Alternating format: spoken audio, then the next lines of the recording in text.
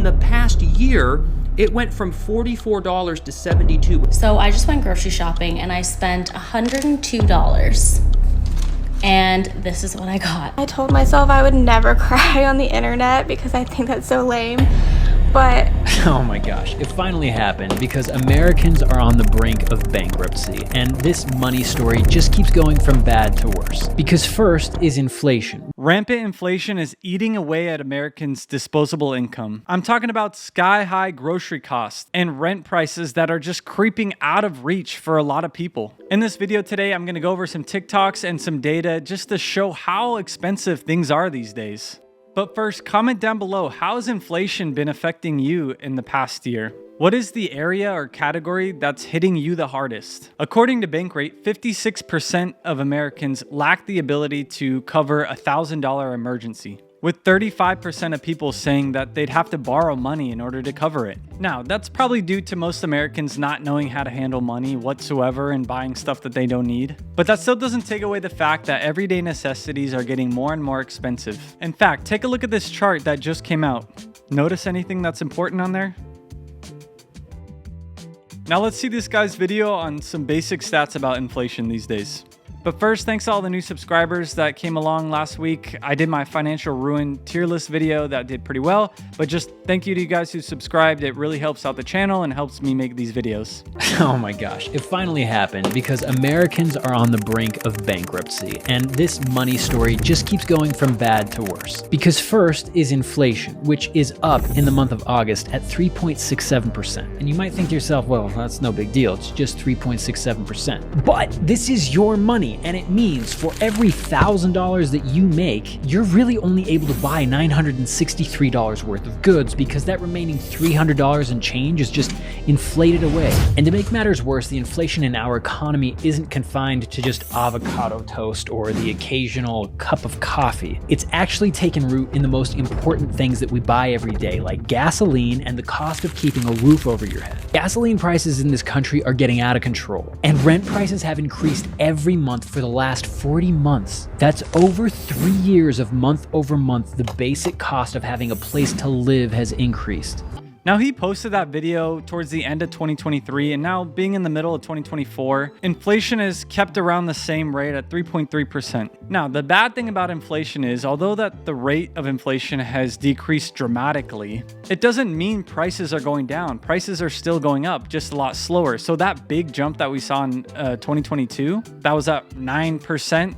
The prices are still above that, even though inflation is slowed. But it just depends on the category. As you saw in the chart earlier, things are increasing and even decreasing at different rates. It just depends on what you're buying. Let's check out this video. Oh, how the times have changed. Basic grocery purchases by Kevin McAllister in the 1990 film Home Alone went from $19.83. Today, the same experiment ran a bill over $72 at one Chicago grocery store. The leap from 2022 to today is wild, but let's look at purchasing power. In 1990, these groceries were $19 and the median household income was $40,000. Fast forward to 2022, the groceries basically doubled to $44 and the income doubled as well. That all makes sense. But in the past year, it went from $44 to $72, which is a 1.6 increase, but yet the income stayed exactly the same. If the income would be keeping up, the income should be $129,000 for the median household income. And what do you know? That is the amount of money that the average American family needs to have a shot at qualifying at the average house. So all this inflation, housing prices, daycare, student loans, consumer debt is all on the rise. And yet income is stagnant. That is a big problem that we need to fix. So I think this video is really important. Obviously, stuff has gone up a lot over the past year and even few years. But what he really drove home is how the income level just hasn't kept up. That's why people's savings are dwindling away and they don't have any more disposable income, which is why it's so important for you as an individual to get rid of your debts as much as you can and don't spend it on stuff that you don't need, especially now, right? I mean, I was watching some people complaining about inflation in their cars, and they were complaining about grapes going up 20 cents while sitting in like a $70,000 Volvo. All right, yes, Stuff is a lot harder now, especially those of you who don't have a huge income and your disposable income is just getting ripped away as inflation keeps going up. But again, you need to do it as an individual. Get your income as high as you can in order to give you some cushion while the inflation is still around. But I just want to drive home that you as an individual need to work as hard as you can to get your income level as high as you can in order to have a cushion from inflation that's been hitting a lot of people. All right, let's keep going. I saw a lot of these grocery ones, so we're just going to crank through, but I thought a lot of these were pretty interesting. If you don't believe how expensive life is in BC, let me just paint a little picture for you. So I just went grocery shopping and I spent $102. And this is what I got.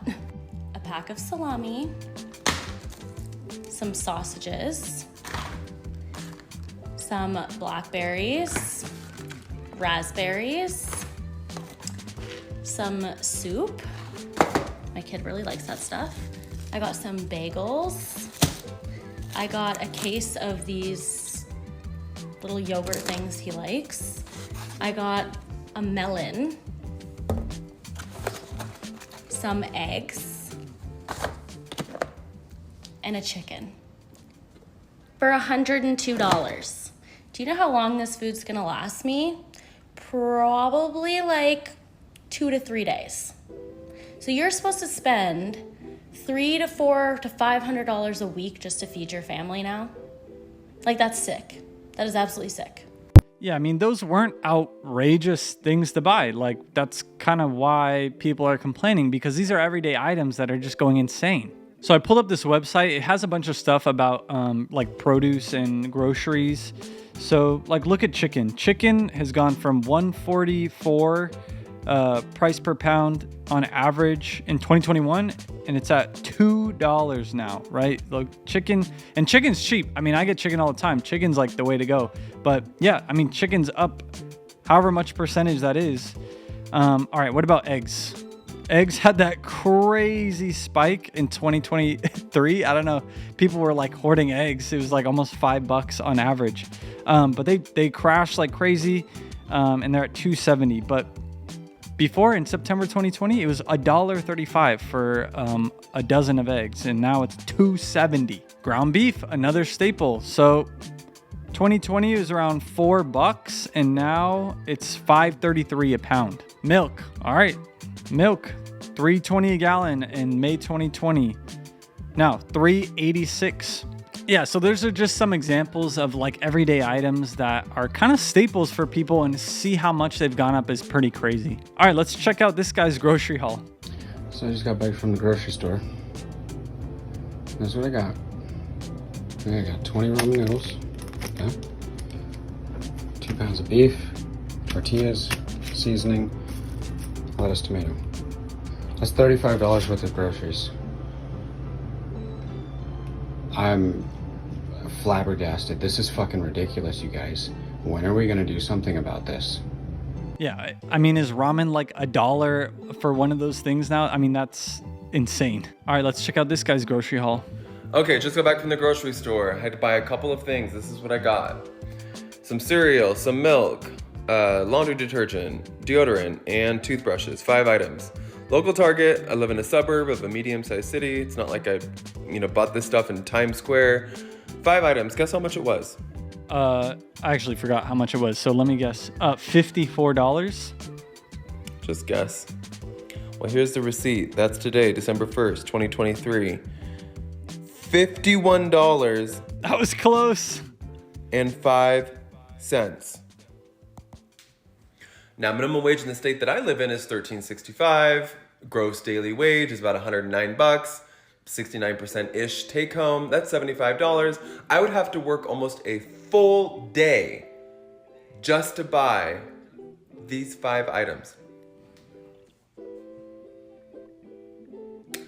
If you're making $120,000 a year, you might not be feeling this. Good for you. If you're making $40,000 a year, if you're making $1,000 a month, $12,000 a year, like people on Social Security, this is beyond struggling. This is beyond tough times and suck it up. This is a matter of, for a lot of people, survival. When you factor in rent, gas, car payment, whatever else, It's coming down to having to make really scary decisions. This is where we're at. Yeah, I mean, he's not wrong, but you know, he is kind of comparing it to minimum wage. So like I said earlier, you need to do everything you can to not be making minimum wage. All right. You shouldn't be thriving on minimum wage. But let's keep going through. So the next one I want to talk about is like insurances. So we have car insurance, which is still going up at an insane rate. I mean, that was still at like 22%. Maybe it's a lagging indicator. I'm not really sure, but let's check out maybe a couple reasons why it's so expensive. Babe, why is car insurance so expensive? Oh, why? If you look at this chart, it's doubled over 10 years, right? Yeah, why is it really expensive? From what I read, from all the op-eds and et cetera, it's primarily because, during the pandemic, first things first, the value of the cars went up, right? There were shortages and all prices of cars went up, right? And your insurance is usually based, one of the things that determines your insurance is the replacement cost of your car. So whatever it costs to replace it. So the value of it goes up, the insurance is more expensive because it's a more expensive item to insure, right? New and used, right? And the other thing, which is true, I thought this was interesting, is nowadays, because of all the technology in cars, when you have you can't just take it down to the street to your mechanic when you have a fender bender, he knocks the panel out, resprays it, and you're done. Now, cars have like cameras everywhere, sensors. Remember my Audi? Remember what happened to my Audi? Remember the bill? It was almost the price of the car for a fender bender. Why? Remember my headlight? Yeah. That headlight was $12,000. Yeah. And all the cameras had to be replaced, even though there was just a little dent. Right? But so this is like an electric. And also it was like, it's an electric car, it's aluminum, right? You can't. All right. I'm not sure about that headlight thing. $12,000 for a headlight is, I don't know. But he's right. Yeah. I did a car video on this and kind of went over some of the recent prices about cars. Cars went up like an insane rate too. So if the insurance is based on the price of the car, then it does make sense that it's going up. And he's also right. More cars have a lot of tech in it. A fender bender could be cost the insurance company a lot more. So let's look at some of the states where car insurance has increased the most. New Jersey's sitting at 45%, Missouri 44%. These are insane. So let's look at some of the rates and how they increase in different states. So these are the top ones. I thought these were crazy. New Jersey up 45%, Missouri up 44%. You're gonna see bike sales in these states skyrocket. But yeah, just the fact that it's going up this much is absolutely crazy. All right, let's go over some of the other things that cost to own a car. The cost of owning a car in 2023 is getting ridiculously expensive. I recently found this graph which shows the increase in the cost of car ownership from 2020 up to 2023, and the results are honestly shocking. The biggest impact has been on the price of used and new cars. Since 2020, used vehicles are up 40% and new vehicles are up 22%. Pandemic supply chain issues placed a huge bottleneck on vehicle deliveries, which saw a huge increase in the price of cars. And while these prices are starting to level out, they're still at hugely inflated levels. And not only does it cost more to buy your car, but it actually costs even more to just own it. Because maintenance and insurance costs are both up 30% in the last 3 years. And if a part has to be replaced, that's another 22% increase. And even parking and toll roads are going to cost 12% more. Plus, I'm not even mentioning the price of gas, which has almost tripled at times throughout the year. Oh, and you want to finance a car? Well, have fun with the 6 to 7% interest rate. And auto loans are now the second highest monthly payment in the US outside of mortgages. All of this put together means the annual cost of owning a car in 2023 is now over 12 grand. That is 14% higher than last year. I'm curious to know, how much are you paying for your car right now? Let me know in the comments and follow for more. Yeah, so he's right. There's all these phantom costs that you don't think about. Insurance, gas, repair, all that stuff factors in. And same thing with home, right? A home, there's all these phantom costs that you don't know. And a lot of people get behind just because they didn't really realize all these hidden costs. This girl's talking about home insurance. Let's see how much hers has increased. One more thing, who the is in charge of home insurance rates? Because 50% increase year over year for 2 years in a row.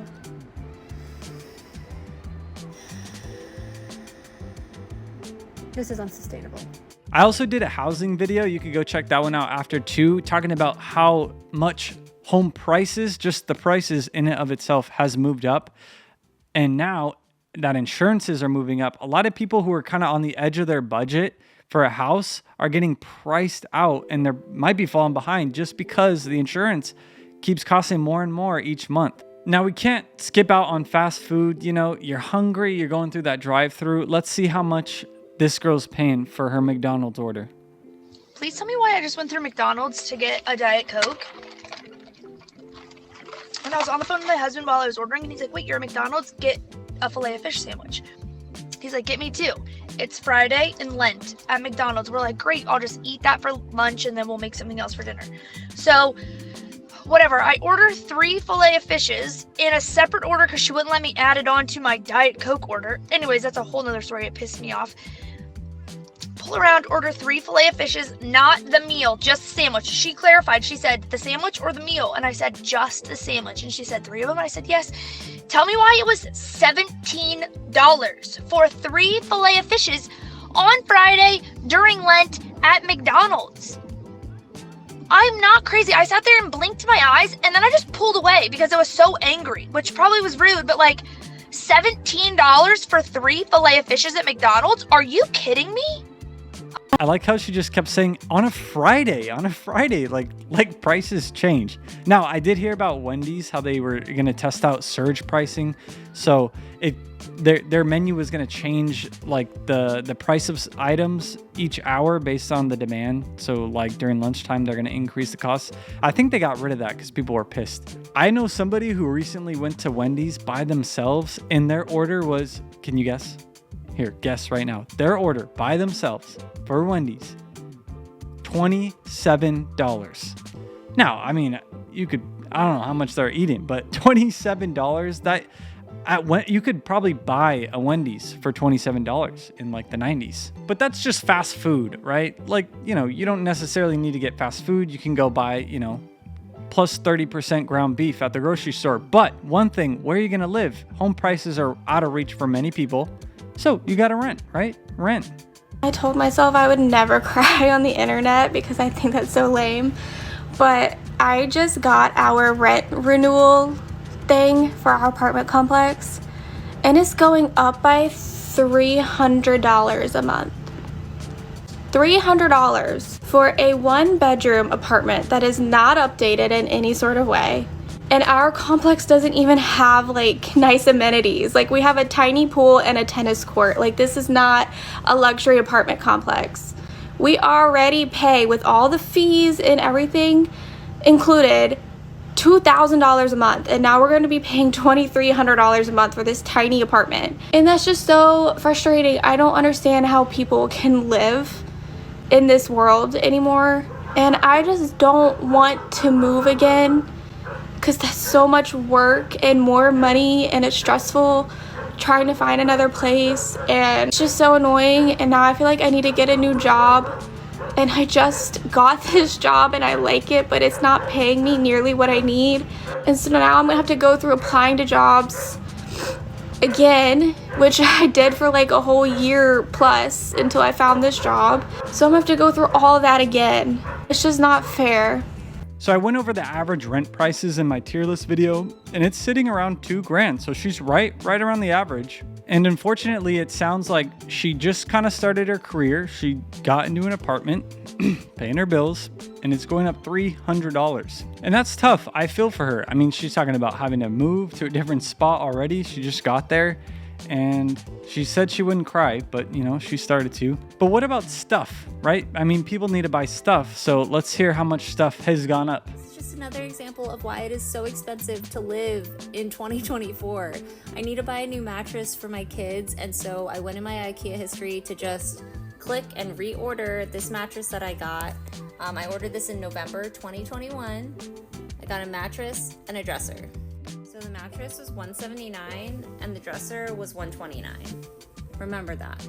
Because now that same mattress is $249. It is $70 more, or 40% more than it was in November 2021, 26 months ago. And then the dresser's now $90 more. It's $219, $220 if you add the 99 cents. 70% more. 70% more. This is just another example of why it is so expensive to be an adult in 2024.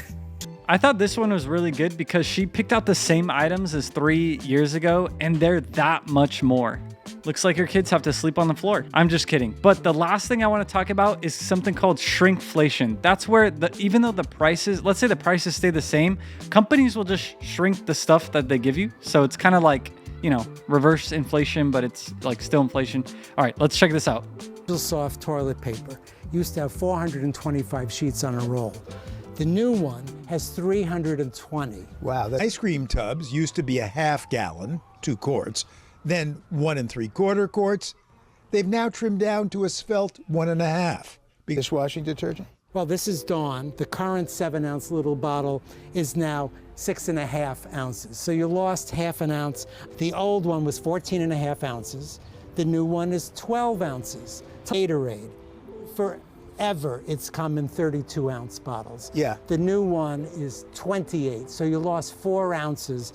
Folgers ground coffee recently reformulated. They said they fluffed up the beans so they could no longer put 51 ounces of ground coffee into their canisters. They could only fit in 43.5 ounces. But they're still claiming it makes up to 400 cups. Go figure, that's what happens when you fluff up some coffee. But yeah, he's right. So the shrinkflation is kind of happening under our noses too. Things are just smaller and smaller. Pretty soon that bag of chips is just gonna be 1 chip in all air. Oh, and by the way, it's gonna be like $30. But that's it for me, guys. Again, comment down below, where is inflation hitting you guys the most? The groceries, home insurance, car insurance, where is it affecting you guys the most? Or is it even affecting you? Are you even really feeling it? So if you've made it this far, subscribe down below too. I'm gonna have a pretty cool video next week. I think next week I'm doing the ROI on each college major, see which ones are good, which ones are bad, and the numbers behind it. But